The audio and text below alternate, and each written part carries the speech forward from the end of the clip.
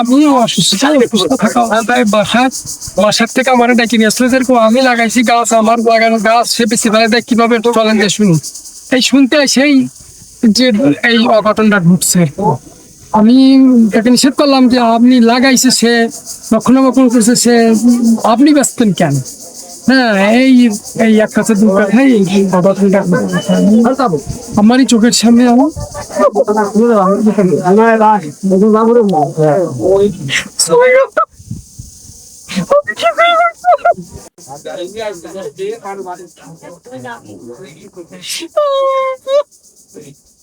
কান্নাকাটি করবো বলো, তারপরে আমার সেটা তো ওই আর কি ওই বলার পরে সে বাড়ি গেল, বাড়িতে যাইছে ছিল, বাড়িতে যাইছে নিয়ে আসে সে করছে আমার চোখের সামনে।